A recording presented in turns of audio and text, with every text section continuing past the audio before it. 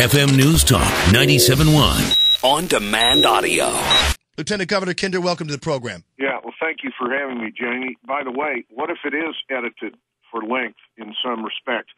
60 Minutes for almost 45 years has won Emmys and Pulitzer Prizes for selective editing. Have you ever been interviewed by a TV news crew? They can do 20 or 25 minutes with you, and you end up with 20 seconds. I mean, editing is part of the video production process.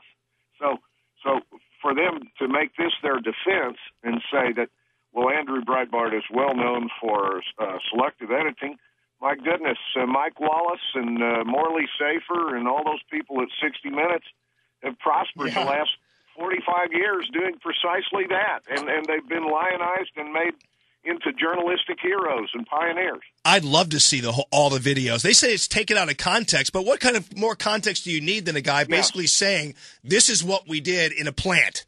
They're sitting around casually discussing the violent overthrow of the United States government and of what they call the existing capitalist order.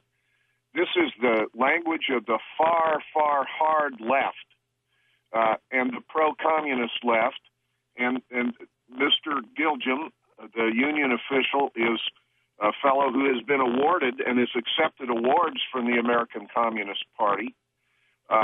He's been associated with something called and attended functions for something called Jobs for Justice, which is a pro-communist, hard-left, radical organization. Now, the folks at UMSL, in my judgment, need to step up and be accountable for this.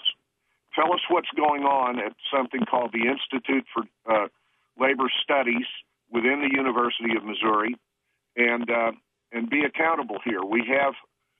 I don't know if you've seen it, but online you can read the attempted whitewash article this morning in the Kansas City Star, at which they make the point about selective editing, like no one in video production history has ever selectively edited anything. Well, let's. You're right, Jamie. These videos do speak for themselves. They're casually, and in some cases jokingly, discussing violence as a tactic in the labor workplace and industrial sabotage. All right, Lieutenant Governor Kinder, we're going to hold you over if you don't mind. If you have time, we're going to call you back because I want to find out exactly how far you want to take this. At the very least, there needs to be an investigation that we see that is basically very visible, because this is concerning people because it's our money that happens to be paying for this. Hey, ladies and gentlemen, Lieutenant Governor Peter Kinder is back with us, and he's on fire about these videos that were released by Breitbart, and they show in the entirety. You can watch all the videos if you want to. I don't care. The video clips we see are unedited. Well, they're edited, as Peter Kinder pointed out, for the purposes of brevity, but they're not edited as if like they're out of context. Listen to this guy. We had a group of guys that would always end up at the same shopping center, at the same church as the CEO would on Sundays and that, and in the evenings, okay? Wouldn't say nothing, just kind of bump into the guy and say, hey, how you doing? And that's it. How's negotiations going? Or they're not going too well, and then walk off, okay? Got to a point where, the guy became very paranoid, very concerned. When he would walk out into the plant, he would wear a flak jacket and a helmet. Yeah, there's a word for that. It's called extortion. Lieutenant Governor Peter Kinder, thank you very much for joining us and rejoining us here. You want a thorough investigation of this. Well, I want some university officials to step up and be heard on the subject.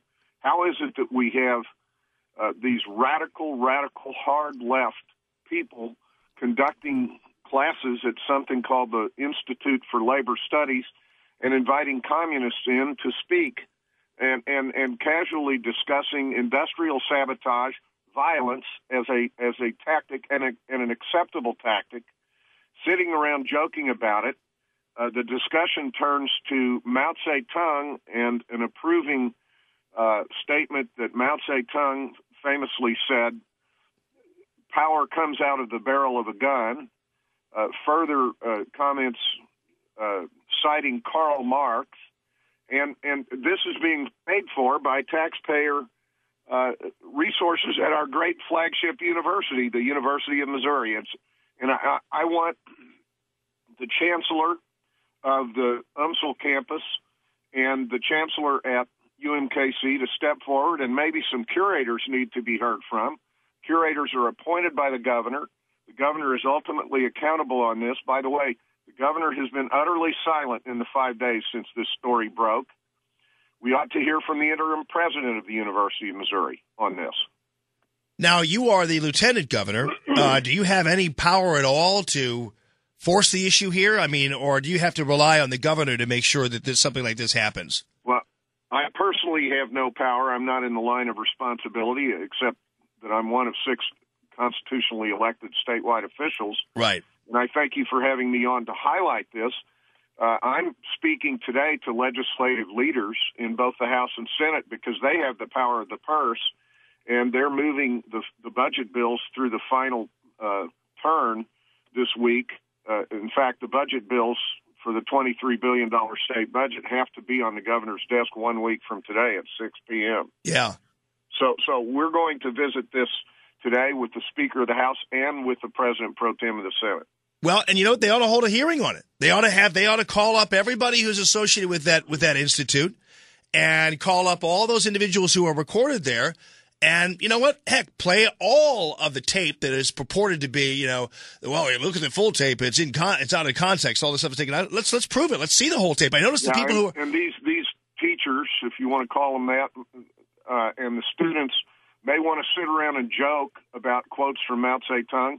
He was the greatest mass murderer in the history of the planet, and they don't really know what they're talking about when they talk about his quote that power comes out of the barrel of a gun. Our rights come from our Creator, it says in our Declaration of Independence, not out of the barrel of a gun. And this is a fundamental misunderstanding and misteaching that's going on at our state university, and these people I think you're right, Jamie. We have to have hearings, and I'm going to press for that. Well, I certainly appreciate that, Lieutenant Governor Kinder. I mean, let's face it. If there is a question about whether or not these things are real or not, and every tape I've seen is real, I haven't seen editing at all on these particular tapes that I have seen. If there's a question, let's go ahead and let's haul everybody in. And let's go ahead and settle the questions once and for all. That's the bottom line. I really appreciate you taking the lead on this, Lieutenant Governor, and it's a wise idea. And those of us who are taxpayers are deeply concerned about it, as are many parents who I'm sure some of their kids at the Institute of Labor, they don't want to hear that. They're not paying for that.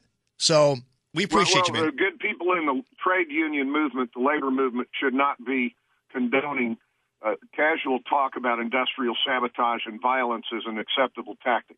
Yeah, this is unlawful.